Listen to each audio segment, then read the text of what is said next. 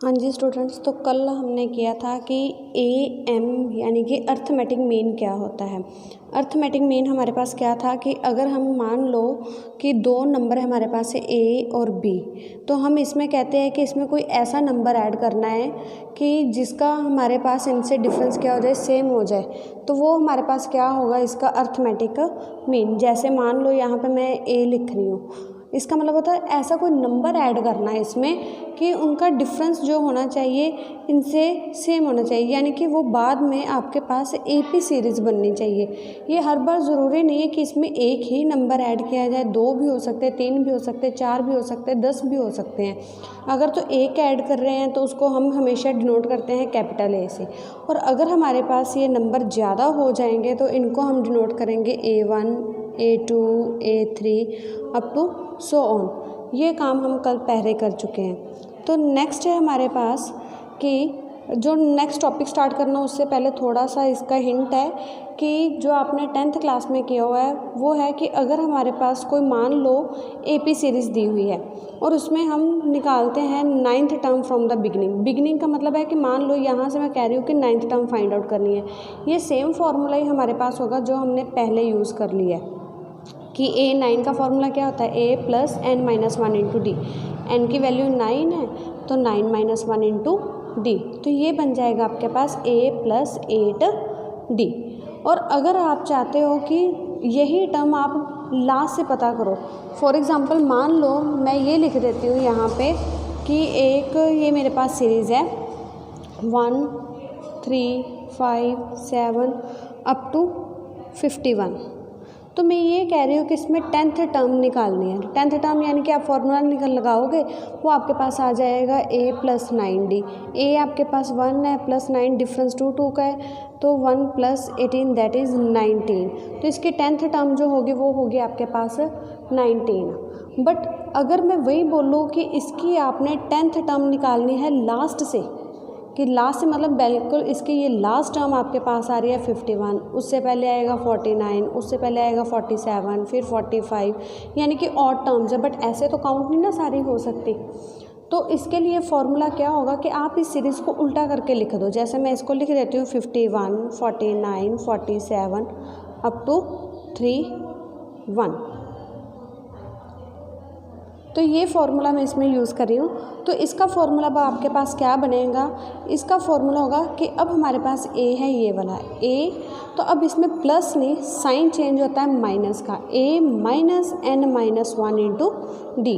अब मैं 10th term last से पता कर रही हूँ तो 51 माइनस 10 माइनस 1 9 इंटू डी आपके पास फिर 2 है, 2 नहीं बल्कि आपके पास आप इसमें डिफरेंस है जो देख लेना कि इसमें क्या आ रहा है, माइनस का 2 आ रहा है। तो इसको आप सॉल्व कर लो, जो अगर या तो आप यहाँ पे प्लस लगा के डिफरेंस को माइनस कर लो, अगर आप डिफरेंस में माइनस नहीं करना चाहते हो तो आप यहाँ पे करोगे। ये बन जाएगा 51 माइनस 18, इसको माइनस करोगे तो वो आपके पास है फॉर्मूला। यानी कि आप डिफरेंस को अगर सेम रखते हो, डिफरेंस यहाँ पे भी 2 था, डिफरेंस यहाँ पे भी मैं 2 ही रख रही हूँ, तो आप इसका साइन चेंज कर दो क्योंकि पहले आपके पास डिफरेंस 2 आ रहा था, तो ये फार्मूला अब मेरे पास बन जाएगा माइनस में। तो आप चाहो तो डायरेक्ट भी फार्मूला लर्न कर सकते हो, ठीक है। बस डिफरेंस का फ़र्क पड़ेगा, इसमें पहले डी होता था फिर माइनस डी हो जाएगा, और कोई फ़र्क नहीं आएगा। सीरीज़ आप सिर्फ उल्टी करके लिखोगे, यानी कि फॉर्मूला जो आपके पास पहले A plus n minus one into d था वो बन जाएगा A plus n minus one into minus d. तो माइनस डी को कवर अप करेंगे A minus n minus one into d. तो ये आपके पास फॉर्मूला होगा लास्ट टर्म से निकालने का, कि अगर आप वही टर्म, जैसे मैं यहाँ पे 9th टर्म निकाल रही थी बिगनिंग में, तो अब 9th टर्म फ्रॉम द अगर एंड निकालोगे तो फॉर्मूला क्या हो जाएगा, A minus n minus one into d. A आपके पास फर्स्ट टर्म होती है और डी कॉमन डिफरेंस। अब अगर सीरीज़ को मैंने उल्टा करके लिख दिया है तो इसमें फर्स्ट टर्म आपकी हो गई B माइनस एन आपके पास 9 माइनस वन इंटू डी, ये बन जाएगा B माइनस 8D। अब आपके पास जो सम है उसी के बिहाफ पे है, ये हमने ये सारा प्रोसीजर किया है। तो सम है आपके पास if n arithmetic means are inserted between 2 numbers, कि 2 नंबर्स में आपने एन अर्थमेटिक मीन्स इंसर्ट करने हैं। सबसे पहले हम मान लेते हैं कि 2 नंबर हमारे पास A और B है और इसमें एन अर्थमेटिक मीन्स कौन कौन से हैं, A1, A2 up to so on AN आपके पास अर्थमेटिक मीन्स आ रहे हैं। Then you have to prove that the sum of means equi distance from the beginning and end is constant, कि आपने निकालना है इसमें सम यानी कि प्लस करना है मीन्स को equi distance from the beginning, कि वो वाला AM जो बिगिनिंग में है और जो लास्ट में है उनका सम निकालना और ये देखना है कि वो आपके पास क्या आना चाहिए, कांस्टेंट। तो सबसे पहले हम इसमें मान लेते हैं कि हमारे पास इक्वी डिस्टेंस पे जो टर्म है वो हमारे पास m है, ठीक है। तो वो है हमारे पास mth term from the beginning पहले निकाल लेंगे, क्योंकि उन्होंने ये कहा है हमारे पास कि इनमें मीन्स का सम निकालना है जो कि एक दूसरे पे सेम डिस्टेंस पे है। यानी कि मान लो सेंटर में हमारे पास और टर्म्स हैं वो एक दूसरे से सेम डिस्टेंस पे लास्ट तक आ जाती हैं, तो उसमें हम मान लेते हैं हमारे पास ऐसे कोई टर्म हमें अब पता नहीं है कि कौन सा ऐसा मीन है जो स्टार्टिंग से और लास्ट से सेम नंबर पे है। तो हम मान लेते हैं कि mth टर्म है जो बिगिनिंग फ्रॉम द बिगिनिंग निकालेंगे वो होगी a + m - 1 इंटू डी, जो अभी फॉर्मूला किया था। सॉल्व करेंगे a + md - d। अब mth term from the end निकालनी है, तो एंड में आपके पास निकालोगे तो लास्ट पे जो टर्म है वो आपकी फर्स्ट टर्म है b - m - 1 इंटू डी, जो अभी फॉर्मूला करवाया था ना a - n - 1 इंटू डी, कि अगर आप स्टार्टिंग से निकालते हो तो a प्लस और अगर एंड से निकालते हो तो a माइनस। तो इसको सॉल्व कर दोगे। फिर सम के अकॉर्डिंग उन्होंने इसमें बोला था कि सम ऑफ मीन्स, कि अब जो आपने मीन्स निकाले ये दो मीन्स निकाले, इसमें आप टर्म की जगह पे अगर मीन्स लिख लेते हो तो सेम ही बात है, टर्म निकालना या मीन्स निकालना। अगर आपके पास AP सीरीज़ है तो आप टर्म लिखते हो, अगर AMS है तो मीन्स लिखते हो, सेम बात है। तो अब ये जो आपने मीन्स निकाले इनका करना है सम, mth mean from the beginning and mth mean from the end. इनको ऐड कर दोगे a + md - d plus b - md plus D. D से डी कैंसिल बिकॉज एक नेगेटिव एक पॉजिटिव, ये नेगेटिव ये पॉजिटिव, ये रह जाएगा a + b। तो ये आपके पास क्या है, कांस्टेंट, बिकॉज a भी एक कांस्टेंट वैल्यू है b भी कांस्टेंट वैल्यू है, तो इनको प्लस करोगे वो भी क्या आएगा, कांस्टेंट। कांस्टेंट का मतलब होता है जो कभी चेंज नहीं होते। जैसे मैं सीरीज़ यहाँ पे लिख देती हूँ ना कि 2 3 4 5 6, तो ये आपके पास एक कांस्टेंट टर्म है बिकॉज ये चेंज नहीं हो रही। अगर मैं इसकी जगह लिख देती है x y z, तो x कोई भी वैल्यू हो सकती है 1 2 3 4, ठीक है। तो ये वेरिएबल्स को लेके चलते हैं हम।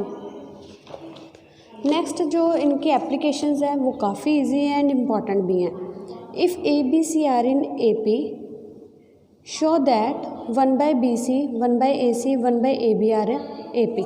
अब हमने सबसे पहले किया हुआ है हमारे पास, जब आपका AP सीरीज़ चल रही थी तो लास्ट पे मैंने 4 कंसेप्ट बताए थे कि अगर आपके पास ABC मान लो AP में है तो उनके साथ अगर सेम कांस्टेंट, ये ध्यान में रखना चाहिए कि सेम कांस्टेंट अगर सभी के साथ मैं मल्टीप्लाई कर देती हूँ, जैसे मैं यहाँ पे सबको 2 के साथ मल्टीप्लाई कर दूँ तो ये भी AP में रहेंगे। अगर सेम कांस्टेंट को सभी के साथ डिवाइड कर दो तो भी सीरीज़ AP में ही रहती है, और अगर उसमें कुछ प्लस या माइनस भी सेम कांस्टेंट कर देते हो तो भी ये किस में रहेगी, AP में। तो हमने तब एग्जांपल ली थी, जैसे हमारे पास है 1 3 5 7, अगर ये AP में है, अगर इसमें मैं 2 मल्टीप्लाई कर रही हूँ, ये 2 6 10 14, तो ये भी आपके पास क्या है, AP में, बिकॉज इनका डिफरेंस 4 4 का है। अगर इसमें मैं माइनस कर देती हूँ, 1 माइनस कर दो तो ये हो जाएगा 0 2 4 6, ये भी AP में है। और अगर मान लो इसमें मैं कुछ डिवाइड कर देती हूँ तो वो भी आपके पास क्या आएगा, AP में ही आएगा। बट ये ध्यान रखना है कि वो टर्म सेम होनी चाहिए जो साथ में आप मल्टीप्लाई, ऐड या सब्ट्रैक्ट या डिवाइड कर रहे हो। तो इसमें आपको दिया गया है यहाँ पे कि ABC आपके पास AP में है, तो शो कर रहा है कि 1/BC 1/AC और AP में होने चाहिए। तो मैं क्या कर रही हूँ, सभी टर्म्स को मैंने यहाँ पे डिवाइड कर दिया ABC से, इसको भी ABC से डिवाइड, ABC से इसको भी डिवाइड और लास्ट को भी ABC से डिवाइड, क्योंकि तब भी ये AP में ही रहेंगे। तो ये C से C कैंसिल, B से B कैंसिल, A से A कैंसिल, तो इसका मतलब 1/BC 1/AC और 1/AB are in AP। Next है कि अगर ये AP में है तो इसका सेकंड पार्ट है कि हमें ये प्रूफ करना है कि A × 1/B + 1/C, B × 1/C + 1/A, C × 1/A + 1/B are in AP। ABC आपके पास AP में दिए गए हैं। अगर मैं इसको A B C C सभी को डिवाइड कर देती हूँ तो भी ये AP में ही रहेंगे। अभी हमने बोला था कि अगर किसी कांस्टेंट से डिवाइड कर देते हो बट वो कांस्टेंट सभी के साथ सेम होना चाहिए डिवाइड करने वाला, तो वो AP में होंगे, तो भी ये AP में ही रहेंगे। अगर कैंसिल करने पे ये A से A कैंसिल, B से B और C से C कैंसिल, तो ये टर्म AP में है। फिर मैं सभी को ऊपर मल्टीप्लाई कर रही हूँ AB plus BC plus CA से, सेम कांस्टेंट है, सभी के साथ मल्टीप्लाई करोगे तो भी ये AP में ही रहेगा, तो भी ये AP में है। अब मेरे पास यहाँ पे है कि 1/B प्लस 1/C।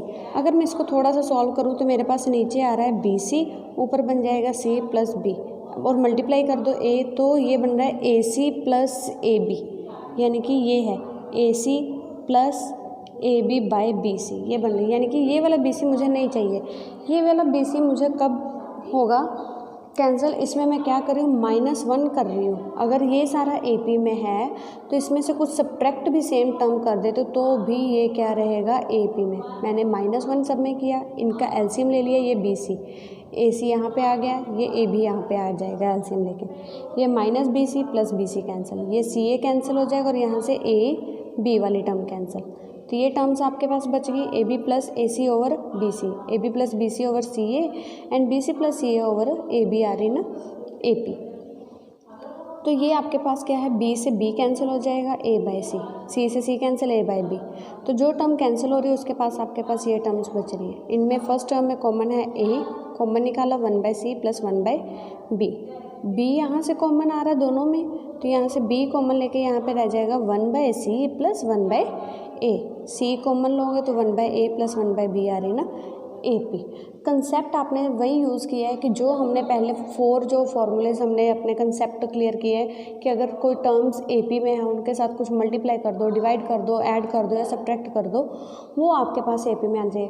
अब ये नहीं कहना कि यहाँ पे हमें ये याद रखना पड़ेगा कि यहाँ पे -1 करना है, यहाँ पे AB plus BC plus CA करना है, ये याद नहीं बेटा इसको बोल सकते, आप इसको अपना कंसेप्ट बोल सकते हो कि आप इसमें जो काम कर रहे हो आपका खुद का दिमाग है कि इसमें नेक्स्ट स्टेप हम क्या कर सकते हैं कि हमारे पास जो टर्म हमें चाहिए वो बन जाए, तो उसी के अकॉर्डिंग हम इसको सॉल्व करते जा रहे हैं। इसमें लर्न करने वाली कोई बात नहीं है, थोड़ा सा इंटरेस्ट के साथ सॉल्व करोगे तो ये अपने आप समझ आ जाएगा आपको। नेक्स्ट इसके जैसे सम्स हैं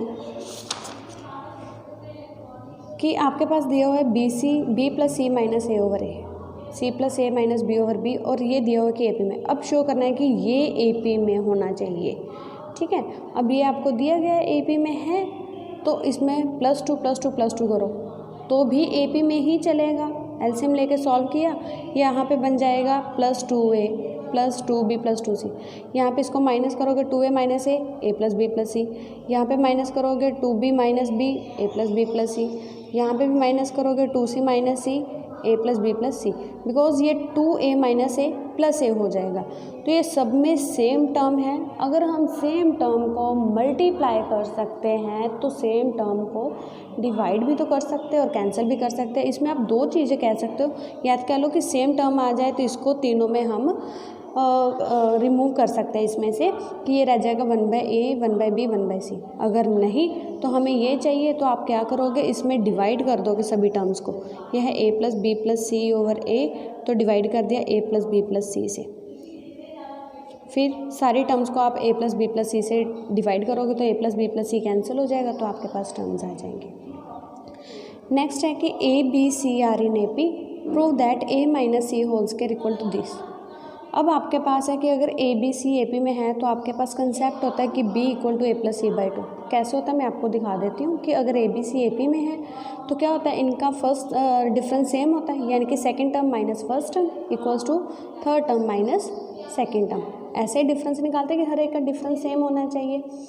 तो B minus A equal to C minus B, तो B वाली टर्म्स को एक साइड पे कर लिया और बाकी टर्म्स को राइट हैंड साइड में ले गए। ये B plus B is 2B A plus C, तो B की वैल्यू आ जाएगी A प्लस C बाई 2। यही कंसेप्ट मैंने आपको अर्थमेटिक मीन्स में भी क्लियर करवाया था। वहाँ पे हमने वैल्यू लिखी थी capital A is equal to A plus B by 2, because तब आपके पास इंसर्ट हो रहा था कैपिटल A। अब टर्म्स है A B C, इसका मतलब होता है कि सेकेंड टर्म जो आपके पास है is equal to the A plus C by 2 टू की सेकेंड टर्म है वो आपके पास क्या होगी, दोनों टर्म्स का जो टर्मिनेट टर्म्स है फर्स्ट और लास्ट टर्म है उनका प्लस करके डिवाइड 2, यानी कि उनका मीन कह लो कि second term is the mean of the first and third term. तो अब आपके पास है b की वैल्यू आ गई, तो यहाँ पे हमने इनको इक्वल प्रूफ करना है। तो चाहे तो अब मेरे पास वैल्यू ही b की है, तो चाहे तो आप यहाँ से a या c की वैल्यू निकाल के यहाँ पे पुट कर दो, या फिर b की वैल्यू मैं यहाँ पे पुट कर रही हूँ। ये हो जाएगा a plus c whole square divide 4, because 2 का स्क्वायर हो जाएगा 4 माइनस AC।